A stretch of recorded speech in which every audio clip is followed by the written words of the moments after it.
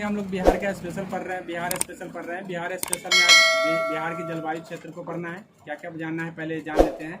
बिहार का भौगोलिक क्षेत्र भौगोलिक विभाजन कैसे हुआ है इसको जानना है।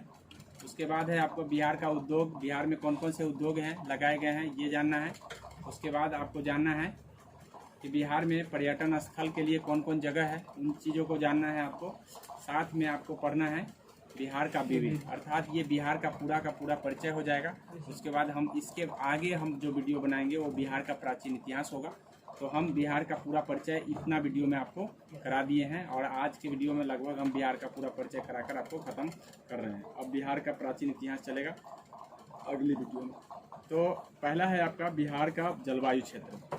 तो बिहार को जलवायु क्षेत्र के हिसाब से 3 जोन में बांटा गया। फर्स्ट जोन ये है, सेकेंड जोन है और एक थर्ड जोन है। ठीक है, थर्ड जोन है आपका, ये देख लीजिए। ऐसे इसको 4 जोन है, थर्ड जोन ए और थर्ड जोन बी बनाया है, लेकिन 3 ही जोन में बांटा गया। तो पूछा जाता है कि बिहार के जलवायु क्षेत्र जो है ना कितने जोन में विभाजित है। तो सबसे पहला तो ये बात जान लीजिए कि 3 जोन है। 3 जोनों में जो है ना फर्स्ट जोन यहाँ है, सेकेंड जोन यहाँ है। तो अब यहाँ देख लीजिए कि जो आपका फर्स्ट जोन है, फर्स्ट जोन के बारे में क्या क्या हमको जानना है। इसमें जो है ना टोटल जिलों की संख्या आपका 13 है। टोटल जिलों की संख्या 13 है। उत्तर पश्चिम जलोढ़ मैदानी क्षेत्र को हम फर्स्ट जोन में रखे हैं।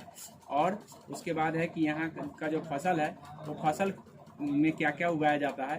तो फसल में चावल है, ठीक है, चावल की खेती होती है, गेहूं की खेती होती है, मक्का की खेती होती है, आलू की खेती होती है, गन्ना की खेती होती है। ये बताएं, ठीक है, नहीं ये हम कृषि में बताए हैं, लेकिन ये जोन के आधार पर हम जलवायु क्षेत्र मतलब जैसा जलवायु रहेगा उसके एक है। तो जोन नंबर 1 में कौन कौन खेती होता है, ठीक है, और जोन नंबर 2 में कौन कौन खेती होता है ये हम बता रहे हैं। तो जलवायु के हिसाब से कोई भी खेती की जाती है।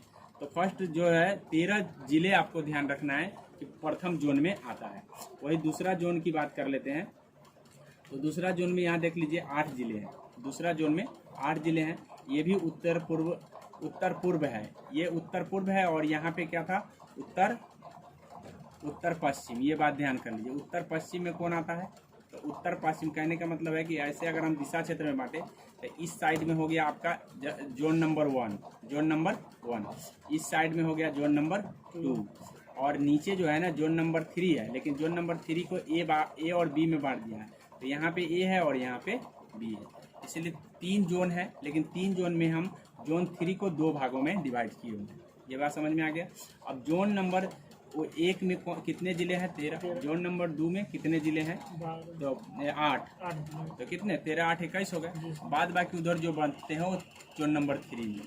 तो ये जोड़ लीजिए आप, उसके 38 जिला है, इसके अकॉर्डिंग आप जोड़ सकते हैं कि कितने जिले हैं जो जोन नंबर 3 है। ठीक है, ये बात ध्यान में कर लीजिए। अब हम बात कर लेते हैं कि फसल के मामला में सबसे अधिक अगर फसल उपजता है तो जोन नंबर 1 में।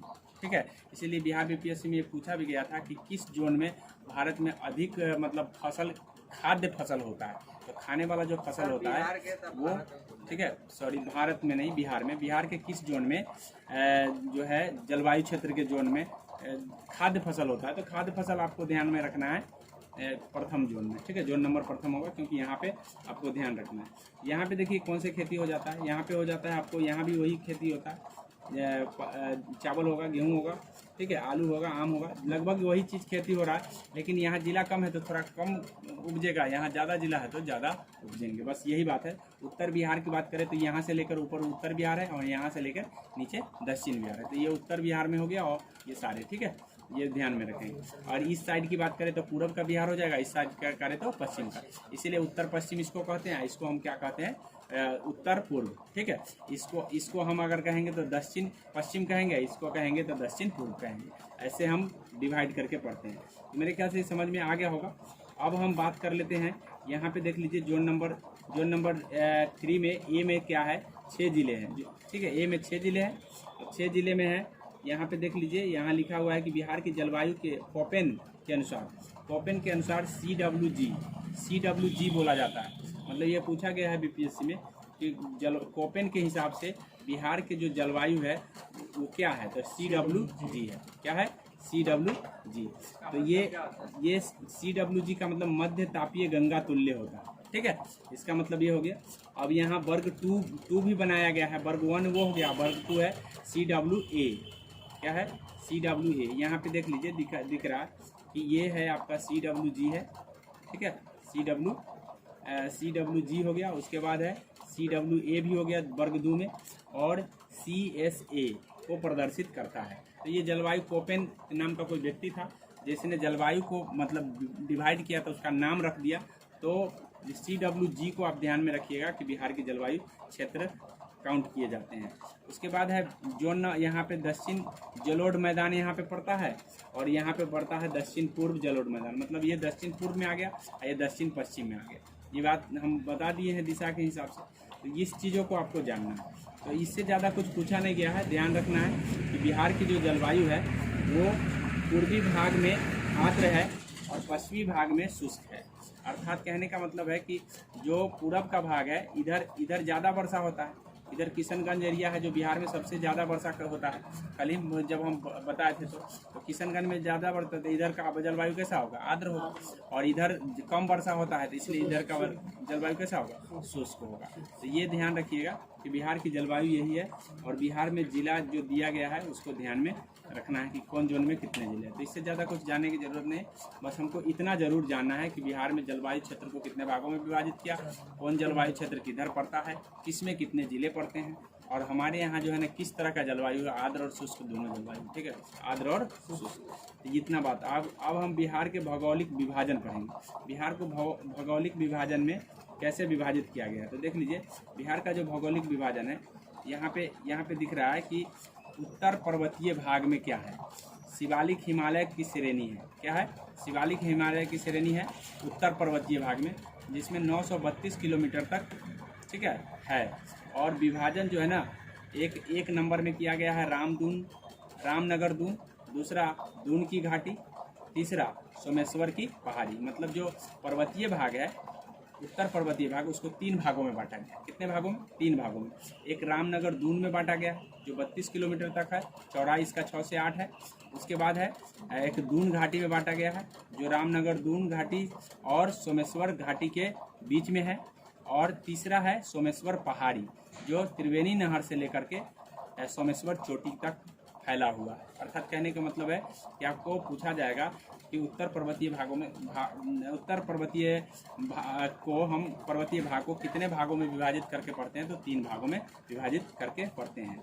अब इसमें से ये दिया है, 3 भाग बांट दिया है, ये ध्यान कर लीजिए। उसके बाद है आप देख लीजिए कि ये बीचों बीच बांट दिया। तो इधर मैदान बांट दिया, ये उत्तर का मैदान हो गया, नीचे का दक्षिण का मैदान। उत्तर का मैदान हो गया, और उत्तर का जो पर्वतीय भाग है ये है, ये मैदान हो गया, ये आपका मैदान हो गया, और ये जो है ना आपका पर्वतीय भाग हो गया। कौन हो गया? ये पर्वतीय भाग। 1, 2, 3 भागों में विभाजित। आगे समझ में? पहला भाग, दूसरा भाग और तीसरा भाग। तो लोकेशन से हमने बता दिया। और उसके बाद है ये पूरा का पूरा मैदान है, मतलब मैदानी इलाका है जहाँ पर फसल की उपजाई जाती है, कोई पहाड़ उहाड़ नहीं मिलता है। उसके बाद अगर हम बात करें दक्षिण बिहार की, तो दक्षिण बिहार में देखिए ये पूरा का पूरा मैदान है, और ये जो है ना पर्वतीय भाग है। ये क्या है? पर्वतीय भाग। तो इसमें देखिए दक्षिणी पठारी भाग है। क्या पर्वतीय नहीं, दक्षिणी पठारी क्षेत्र है ये। इसको क्या कहते हैं हम? दक्षिणी पठारी क्षेत्र। अब दक्षिणी मैदानी भाग में बोला है कि मध्य गंगा के मैदान 95% विभाजन है। और उसके बाद है इसको 2 भागों में बांट दिया गया है मैदान को। मतलब टोटल मैदानी भाग 95% है बिहार में, जिसमें से 2 भाग, एक भाग उत्तर का मैदान है और एक भाग दक्षिण का मैदान है, ठीक है, जो कि मैंने लोकेशन से बता दिया है। दक्षिण के मैदान में औसत ढाल जो है दक्षिण से उत्तर की ओर है, दक्षिण से उत्तर की ओर, मतलब इधर से ढाल बना है, इधर की ओर ढाल जाता है। तो पूछा जाता है कि दक्षिण मैदान में ढाल किधर से किधर है? तो दक्षिण इधर से शुरू होता है, नीचे नीचे जाते जाते, तभी तो कोई भी नदी इधर आकर के मिलता है। ढाल ये ऊपर होगा, ये नीचा होगा, तो ढाल ऐसे बनेगा, तभी तो यहाँ कोई नदी इधर से जाकर ढूल के जाएगा इधर। तो ढाल किधर? दक्षिण से उत्तर की ओर। यहाँ पे बता दिया गया है। नोट, गंगा के मैदान क्या? हाँ, उधरों से बीचे में आया। आगे देखें, गंगा के मैदानी भाग की ढाल प्रति किलोमीटर 6 सेंटीमीटर है। मतलब कहने का मतलब है कि 6 सेंटीमीटर ढाल, मतलब पर किलोमीटर जाइएगा तो 6 सेंटीमीटर ढाल नीचे होते हुए चला गया है, ये चीज़ बोला है, ठीक है। तो मेरे ख्याल से ये बात समझ में आ गया होगा कि जो भारत का जो भौगोलिक विभाजन है वो 3 रूपों में किया गया, पर्वत के रूप में, मैदान के रूप में और पठार के रूप में। पर्वत, मैदान और पठार, ठीक है, 3 भागों में किया गया है, जिसमें से सबसे अधिक क्या है, मैदान, दूसरे नंबर पर क्या है, पठार, तीसरे नंबर पर क्या है, पर्वत, ठीक है। ये पूछा जा सकता है कि भारत में भौगोलिक विभाजन के हिसाब से कौन भाग ज़्यादा होंगे या कौन भाग कम होंगे या कौन भाग, तो ये आप लोकेशन मतलब कहने का मतलब है फिगर के माध्यम से अगर देख लिए हैं तो आपको ज़्यादा रटने की ज़रूरत नहीं होगी। उसके बाद ढाल पूछा जा सकता है कि किस ओर से किस ओर ढाल है, तो ढाल मैंने बता दिया है कि किस ओर से किस ओर है। अब उसके बाद है बिहार के उद्योग, क्या पढ़ना है हमको, बिहार के उद्योग। अब बिहार के उद्योग में आप जान लीजिए कि बिहार में जो है ना कौन कौन से कहाँ कहाँ जिले हैं। तो बिहार के मैप आप जान चुके हैं कि कहाँ कौन जिला है। यहाँ देख लीजिए, ये आपका पड़ता है कटिहार, ठीक है, जूट उद्योग के लिए काफ़ी फेमस है यहाँ पे, ठीक है। कटिहार जो है ना जूट उद्योग के लिए काफ़ी फेमस है। वही यहाँ पे पड़ता है आपका बेगूसराय। तो बेगूसराय यहाँ पे देखिए थर्मल पावर स्टेशन यहाँ पे है, उर्वरक उद्योग है। तो उर्वरक उद्योग कहाँ है, बेगूसराय में, ठीक है। यहाँ पे आपका पड़ता है ये जो है ना आपका समस्तीपुर पड़ता है। तो समस्तीपुर में आपको ध्यान रखना है कि कागज उद्योग है, ठीक है, समस्तीपुर पड़ता है जो कागज उद्योग के लिए है। और साथ में इसके बगल वाला भी जिला है जो पड़ता है। देख लीजिए यहाँ पे जिला आपको बता दे रहे हैं, एक बार इसमें दिया हुआ है, यहाँ देख लीजिए, लोकेशन थोड़ा सा देख लीजिए, ये देख लीजिए, ठीक है। अच्छा, समस्तीपुर कहाँ पड़ रहा है, अच्छा, सुपौल के बगल में, ये देख लीजिए सुपौल है, ये दरभंगा है, ये आपका मुजफ्फरपुर है और इसके नीचे कौन है, समस्तीपुर है, ठीक है। तो उस समय समस्तीपुर और दरभंगा था, कौन सा लोकेशन था, समस्तीपुर और दरभंगा, ये बात ध्यान में कर लीजिए। उसके बाद आप लोकेशन थोड़ा याद कर लीजिए, यहाँ कटिहार है, कटिहार में था, ठीक है। उसके बाद आप देख लीजिए कि ये जो है आपका अररिया है। तो ये सारी चीज़ ये चीज़ मैंने आपको बताया है, लेकिन थोड़ा सा ये जान लीजिए कि किन क्षेत्रों में जो है ना ज़्यादातर 8 जिले जो है ना कौन कौन से जिले हैं, तो यहाँ पे रंगा गया है। उसके आधार पर आप देख लीजिए कि कौन कौन से जिले आ रहे हैं इधर इस जोन में। ये जिला पड़ रहा है, ये जिला पड़ रहा है, ये जिला पड़ रहा है, यहाँ ये सारे जिले जो है ना, ये 8 जिले पड़ रहा। ये रंग का जो है ना, ये किस जोन में आ रहा है, इस जोन में। और इस रंग का जो है जितना है वो आ रहा है इस मतलब दूसरा जोन नंबर 2 में आ रहा है। तो उसके हिसाब से आप देख लीजिएगा, आगे देख लीजिए। तो लोकेशन पर हम आ जाते हैं, उद्योग में था, तो ये कौन था, दरभंगा था, ये कौन था, ये समस्तीपुर था, कहाँ था, समस्तीपुर। तो ये ध्यान में कर लीजिए कि कागज उद्योग के लिए कौन जिला प्रसिद्ध है, तो समस्तीपुर और दरभंगा, ठीक है। वही जूट उद्योग के लिए कौन जिला है, तो आपको कटिहार, जूट उद्योग के लिए कटिहार, ठीक है। लोकेशन याद इसलिए रखना है कि चूँकि जब आप बीपीएससी एग्जाम देते हैं या बड़े कोई भी एग्जाम देते हैं या छोटे भी एग्जाम में पूछ दिए जाते हैं कि भाई कागज़ के लिए कौन फेमस है, तो छोटा एग्जाम के लिए छोटी चीज़ें पूछे जाते हैं, लेकिन बड़े एग्जाम जब देने जाते हैं तो उस समय ये पूछा जाएगा कि अगर यदि आपको जूट उद्योग लगाना है, बताइए कौन से जगह को आप बिहार में प्रेफर कीजिएगा। तो आप बोल दीजिएगा कि उत्तर पूर्वी भागों को हम ज़्यादातर प्रेफर करेंगे, क्योंकि वहाँ पे उस तरह का माहौल आपको मिल रहा है। चलो हो गया। वैशाली में पड़ रहा है क्या चीज़, प्लाईवुड, वैशाली में पड़ रहा है प्लाईवुड।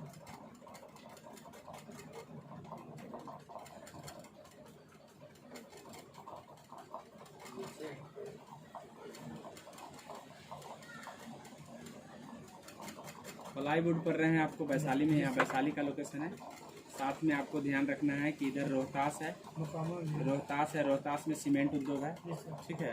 ये बात ध्यान रखिएगा, काहे कि सीमेंट के लिए यहाँ खनिज कोयला उला वगैरह मतलब चूना पत्थर मिल रहा है, चूना पत्थर से ही बनाए जाते हैं। तो स्वाभाविक है कि सीमेंट उद्योग कहाँ मिलेंगे आपको, रोहतास के बगल में, ठीक है, रोहतास में मिलेंगे। साथ में आपको है ये औरंगाबाद है, औरंगाबाद में आपको खनन उद्योग है, ठीक है। औरंगाबाद में कौन सा है, खनन उद्योग, मतलब खनन का कार्य चलता है। उसके बाद सूती वस्त्र उद्योग आपको कहाँ मिलेगा, तो ये गया पड़ता है, ठीक है, गया में पड़ता है। उसके बाद आप यहाँ देख लीजिए पटना में क्या पड़ता है, ठीक है। तो आपको पटना में है पटाखा उद्योग, कौन है, पैसे पटना, पैसे पटाखा उद्योग याद रखिएगा। कतुहा के पास डेयरी उद्योग है, ठीक है। कतुहा के पास कहाँ है, कतुहा के पास बिहार स्टेट स्कूटर्स लिमिटेड है, मतलब स्कूटर का जो लिमिटेड है, स्कूटर बनाए जाते हैं, तो वहाँ पटना में बनाया जाता है। तो पटना क्यों है, पटाखा के लिए, स्कूटर के लिए और एक है आपका डेयरी उद्योग, ठीक है, डेयरी उद्योग के लिए आगे समझ में। उसके बाद आपको है यहाँ पे देख लीजिए, ये मोकामा में पड़ता है, मतलब पटना ही पटने में ही पड़ेगा, पटने में ही पड़ेगा भारत बैगन इंजीनियर लिमिटेड, ठीक है, भारत बैगन इंजीनियर लिमिटेड, चमड़ा जूता का कंपनी यहीं पे मिलेगा आपको। उसके बाद आप देख लीजिए यहाँ जो है, ये जो है आपका लखीसराय है,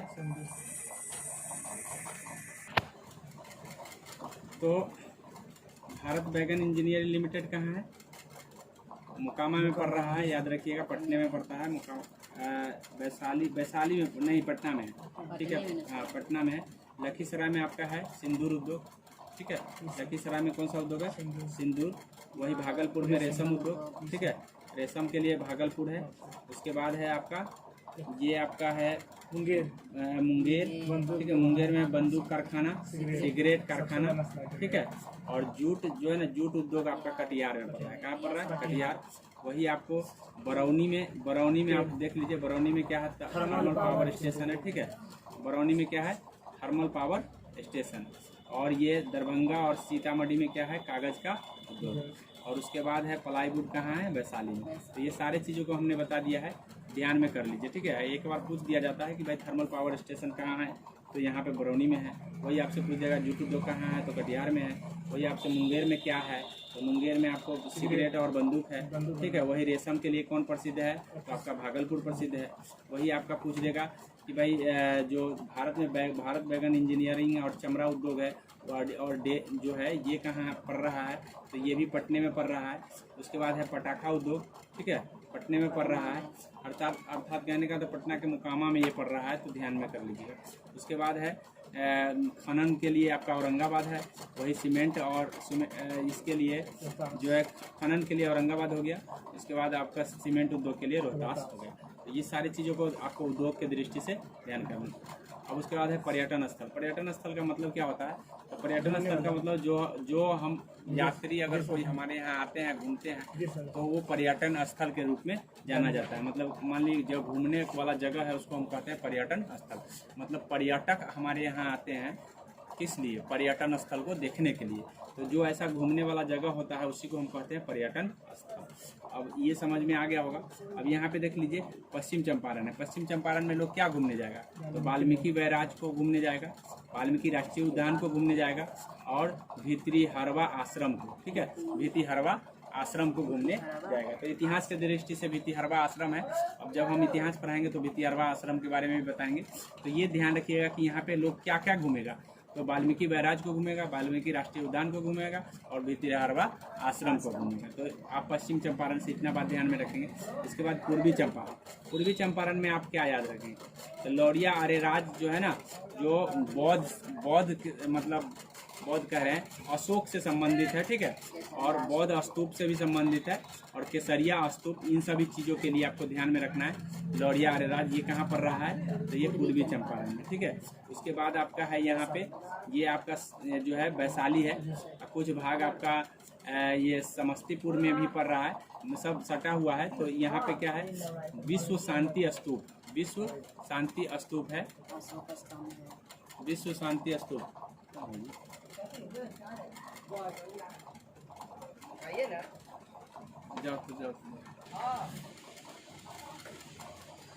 तो कहने का मतलब है विश्व शांति स्तूप, अशोक स्तंभ, सोनपुर मेला, ये सब कहाँ, वैशाली में है सोनपुर मेला, ठीक है, ये ध्यान में कर लीजिए।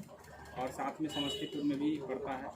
उसके बाद आपको हम बता दें कि बिहार में पर्यटन नीति जो है ना 2015 के तहत पर्यटन उद्योग का दर्जा मिला है। मतलब कहने का मतलब है 2015 में नीतीश सरकार ने क्या कर दिया, घोषणा कर दिया कि पर्यटन को एक उद्योग का दर्जा दे दिया है, कि पर्यटन हमारा क्या है, उद्योग। ये पूछा जाएगा कि पर्यटन को उद्योग का दर्जा कब दिया गया, तो 2015, ठीक है। पर्यटन उद्योग है इसलिए क्योंकि इससे उत्पादन होता है, और इससे क्या है, कहने का मतलब है कि लोग आते हैं तो हमारा जो है ना सेल बढ़ता है, और उस तरह का इनकम होता है, इसीलिए उद्योग का दर्जा इसे दे दिया गया है। साथ में आप यहाँ देख लीजिए, ये है जो आपका सहरसा है। सहरसा मैंने पहले भी बता चुका हूँ कि सहरसा में सबसे कम महिला जो है ना पढ़ी लिखी है, तो इस बात को आप ध्यान रखेंगे। और सहरसा में जो है आपका कंदाहा सूर्य मंदिर है। तो ये पूछा जाएगा कि सूर्य मंदिर कंदाहा का कहाँ है, तो सहरसा में, या नहीं ऑप्शन में रहेगा तो बिहार ऑप्शन में रहेगा, तो वो बिहार में लगाना है, नहीं तो जिला का नाम रहेगा तो सहरसा। उसके बाद है जलालगढ़ किला। जलालगढ़ का किला जो है ना ये कटिहार में पड़ता है। सॉरी कटिहार कहा गया, पूर्णिया है। क्या है? पूर्णिया में है। ठीक है, जलालगढ़ का किला कहाँ है? पूर्णिया में। ये बात ध्यान में रखिएगा। ठीक है, उसके बाद है आपका कटिहार, तो यहाँ नीचे है। ठीक है, अब उसके बाद है आपका जो है ये भागलपुर है। कौन है? भागलपुर में है महमूद शाह का मकबरा। महमूद मतलब मोहम्मद शाह का मकबरा जो है, महमूद शाह का मकबरा जो है वो प्राचीन काल, मतलब जब हम प्राचीन इतिहास पढ़ाएंगे तो समय बताएंगे कि इसका क्या रोल रहा है, तब आपको समझ में आएगा। ऐसे इसका मकबरा पूछा जाता है कि महमूद शाह का मकबरा कहाँ है, तो बिहार में है। बिहार में कहाँ पर है? भागलपुर में है।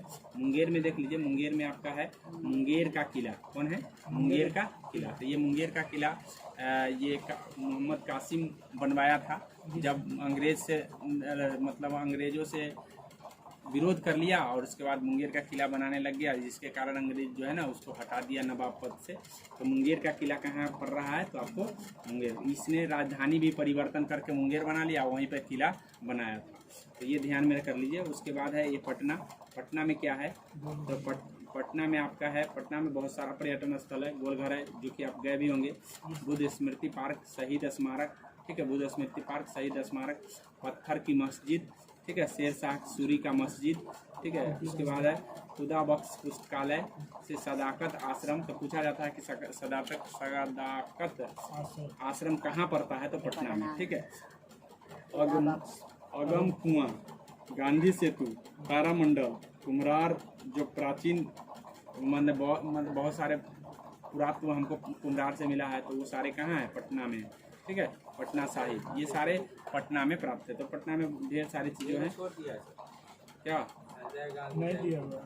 संजय गांधी जैविक उद्यान भी है। हाँ, संजय गांधी जैविक उद्यान है, तो ये पहले बता चुके हैं राष्ट्रीय उद्यान, तो आपको इसीलिए छोड़ दिया, यानी वो भी पर्यटन स्थल के रूप में जाना जाता है। ठीक है, आगे है देख लीजिए, आगे बोला है यहाँ पे कि ये है आपका नालंदा। नालंदा में क्या क्या है?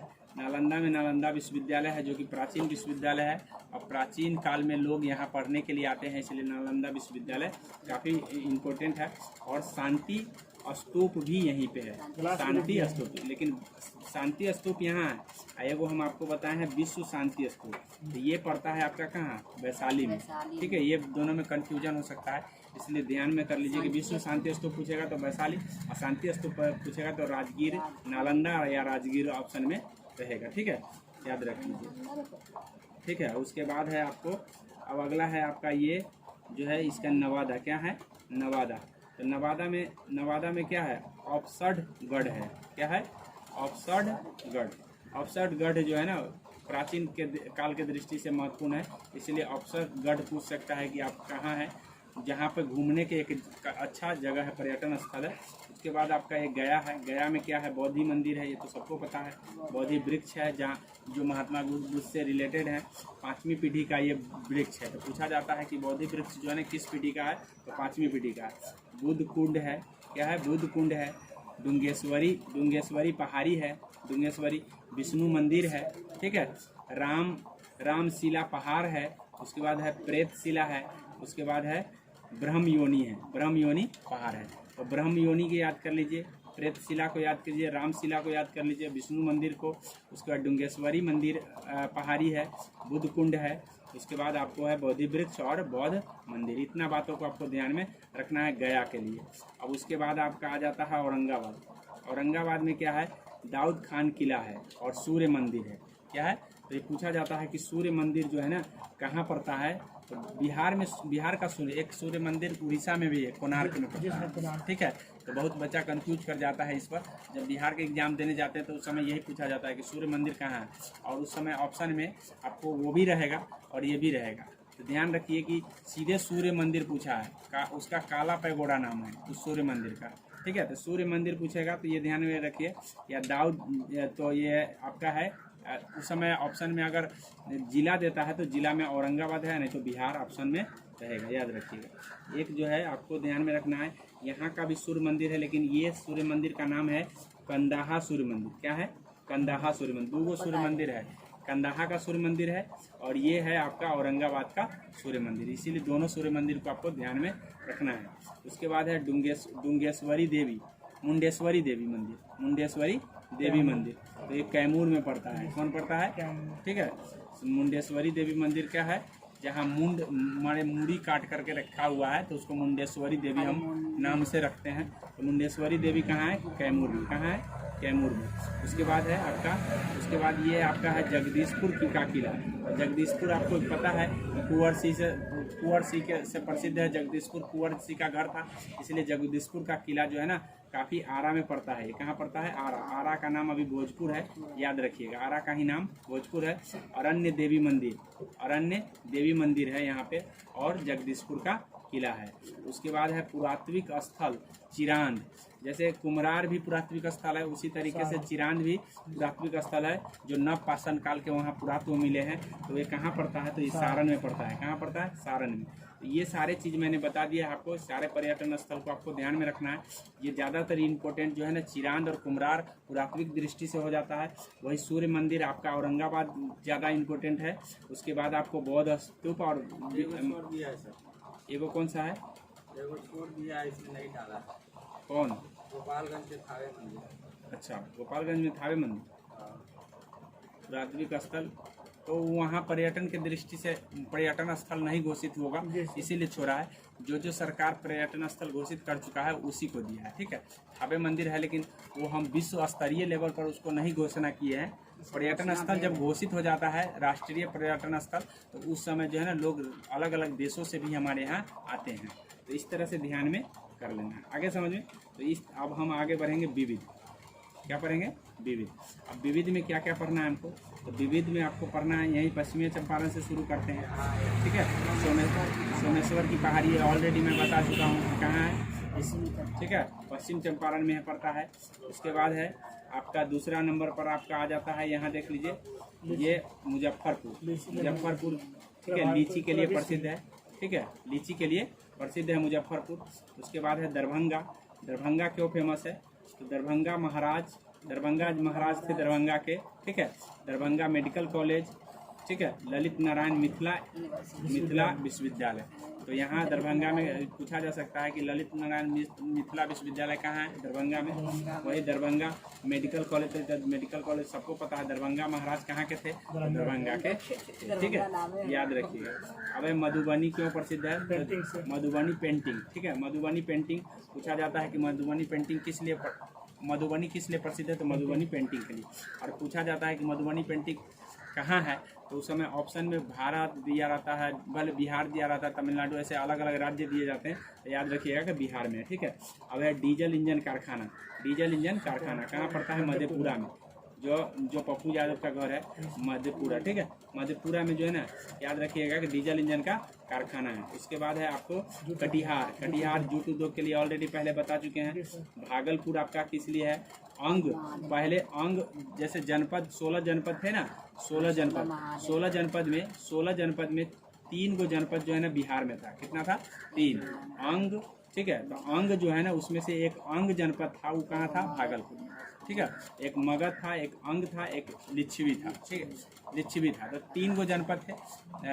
3 जनपद में से एक जो है, एक जनपद आपको ध्यान रखना है कि भागलपुर में अंग था। कौन था? भागलपुर में, याद रखिएगा। उसके बाद है आपको विक्रमशिला विश्वविद्यालय भी यहीं पे है, भागलपुर में, विक्रमशिला विश्वविद्यालय, ठीक है। अब उसके बाद है योग विश्वविद्यालय कहाँ पड़ता है? तो योग विश्वविद्यालय आपको मुंगेर में पड़ता है। कहाँ पड़ता है? मुंगेर में। सिगरेट बंदूक उद्योग बता चुके हैं, ठीक है। कासिम का किला, मतलब मीर कासिम का किला जिसको हम कहते हैं, तो यानी मुंगेर का किला के नाम से या मीर कासिम का किला के नाम से जाना जाता है। जबकि हम इससे पहले बताए हैं कि मुंगेर का किला ही कौन बनवाया था? मीर कासिम। इसीलिए हम इस किला को क्या कहते हैं? इस किला को हम मीर कासिम का किला भी कहते हैं और मुंगेर का भी किला कहते हैं। तो दोनों में से कोई भी ऑप्शन में आपको आ सकता है। अब उसके बाद देखिए, यहाँ है बेगूसराय। बेगूसराय में क्या है, बेगूसराय में कांवर झील है जो कि मैं पहले भी बता चुका हूँ, ठीक है। रेलवे पुल है, कांवर झील है, एक रेलवे पुल है। बरौनी का तेल शोधक कारखाना भी है। बरौनी का तेल शोधक कारखाना किस जिला में पड़ता है, तो वो बेगूसराय में पड़ता है। कहाँ पड़ता है, बेगूसराय में। तो इसलिए बेगूसराय याद रखिएगा, जिला पूछेगा तो बेगूसराय, नहीं तो बरौनी याद रखिएगा। लेकिन बरौनी कहाँ है, बिहार में ही है, ठीक है, बिहार में ही है। अब उसके बाद है कृषि विश्वविद्यालय पूसा। कृषि विश्वविद्यालय पूसा समस्तीपुर में होगा। कहाँ होगा, समस्तीपुर में। पहले जो है ना यहाँ पे शोध संस्थान चलते थे, लेकिन बाद में इसको दिल्ली ट्रांसफ़र कर दिया गया। अब ये जो है ना विश्वविद्यालय, कृषि विश्वविद्यालय कहाँ चला गया है, दिल्ली में। पहले यहीं पे सारा काम होता था, अब बाद में आगे चल करके इसको दिल्ली ले गया है। याद रखिए, कृषि विश्वविद्यालय यहाँ पे है अभी। कृषि विश्वविद्यालय यहाँ पे अभी भी वर्तमान है। यहाँ अनुसंधान संस्थान चलते थे, जो कि वो चल गया कहाँ, दिल्ली में, ठीक है। आगे देख लीजिए, आगे आपका है नवादा, ठीक है। नवादा है, नवादा में काकोलत जलप्रपात है, जो कि पहले भी वीडियो में हम बता चुके हैं कि काकोलत जलप्रपात कहाँ है, तो नवादा में है। उसके बाद ये नालंदा में है। नालंदा में क्या क्या है, बख्तियार खिलजी, ठीक है, बख्तियार खिलजी नालंदा विश्वविद्यालय जलाया। मतलब ये जो है नालंदा में नालंदा विश्वविद्यालय को जलाने वाला बख्तियार खिलजी है। कौन है, नालंदा में एक विश्वविद्यालय है जिसको जलाया कौन था, बख्तियार खिलजी। किसने जलाया था, बख्तियार खिलजी। बिहार शरीफ पुल, ठीक है, पुलिस अकादमी है। बिहार शरीफ पुलिस अकादमी कहाँ पड़ता है, तो ये आपको नालंदा में पड़ता है। कहाँ पड़ता है, नालंदा में, ये ध्यान में कर लीजिए। उसके बाद है औरंगाबाद। औरंगाबाद में सूर्य मंदिर, जैसा कि मैंने इसे पहले वाला में भी बताया है, पर्यटन स्थल के रूप में जाना जाता है। एक सीमेंट फैक्ट्री भी है यहाँ पे। क्या है, सीमेंट फैक्ट्री। डालमिया नगर में डालमिया सीमेंट फैक्ट्री पड़ता है रोहतास में, ठीक है। तो पूछा जा सकता है कि डालमिया सीमेंट फैक्ट्री कहाँ है, रोहतास में। ऐसे सीमेंट की फैक्ट्री आपको औरंगाबाद में भी पड़ता है। उसके बाद है आपका बक्सर, जो कि आप बक्सर की लड़ाई सुने होंगे 1764 का। तो बक्सर का युद्ध कहाँ हुआ था, यही बक्सर में, 1764 में। प्रथम गणराज्य लिच्छवी कहाँ था, वैशाली में। प्रथम गणराज्य लिच्छवी कहाँ था, वैशाली में। एक है नंगा विद्रोह कहाँ हुआ था, तो सारण में। नंगा विद्रोह कहाँ हुआ था, सारण में, ठीक है। नंगा विद्रोह आपको सारण में हुआ था, ये ध्यान में कर लीजिएगा। एगो लोटा विद्रोह हुआ था, तो मुजफ्फरपुर में हुआ था। कहाँ हुआ था, लोटा विद्रोह जो हुआ था मुजफ्फरपुर में। अब लोटा विद्रोह काहे हुआ था, सुन लीजिए। लोटा विद्रोह इसलिए हुआ था कि अंग्रेजों ने पहले पित्तल का लोटा देते थे, जब धातु कमने लगा धीरे धीरे भारत में, तो लोग उसको क्या चीज़ का, उसको अलग दूसर चीज़ों का लोटा बना करके देने लगे। तो लोगों को लगा मिट्टी का लोटा, ठीक है, माटी वाला लोटा देने लगा। तो लोग कहा कि भाई लोटा हम पिएंगे ही नहीं, पानी पिएंगे ही नहीं, इसलिए उसने विद्रोह कर दिया था, जिसको हम लोटा विद्रोह। और नंगा विद्रोह क्या था, तो नंगा विद्रोह क्या हुआ कि जब हम विदेशी कपड़ा नहीं पहनेंगे तो कुछ भी नहीं पहनेंगे, इस तरह से सब कपड़ा निकाल दिया और बिना कपड़े के रहेंगे, तो उसको कहते हैं नंगा विद्रोह, ठीक है। तो ये भी जेले में हुआ है, और लोटा विद्रोह भी जेले में हुआ। कैदियों को मतलब पानी पीने से जो है ना, पानी पीने के लिए उसको माटी का लोटा देने लगा, तो लोग पानी पीने से इनकार कर दिया, तो इसको कहते हैं लोटा विद्रोह, ठीक है। तो ये मुजफ्फरपुर में हुआ। सर्वाधिक विदेशी मुद्रा कौन अर्जित कर रहा है, गोपालगंज। कौन कर रहा है, गोपालगंज, ठीक है। सर्वाधिक विदेशी मुद्रा अर्जित करने वाला जिला कौन है, तो गोपालगंज। तो इस तरह से हमने पूरा विविध बता दिया है। अब हम आगे के वीडियो में आपको बिहार के प्राचीन इतिहास बताएंगे, और जल्दी से हम आने वाले जो भी एग्ज़ाम है उसको मतलब उसमें आपको अच्छा ज़्यादा से ज़्यादा बेनिफिट हो पाए, इसके लिए हम जल्दी से पूरे बिहार ख़त्म करने की कोशिश करेंगे।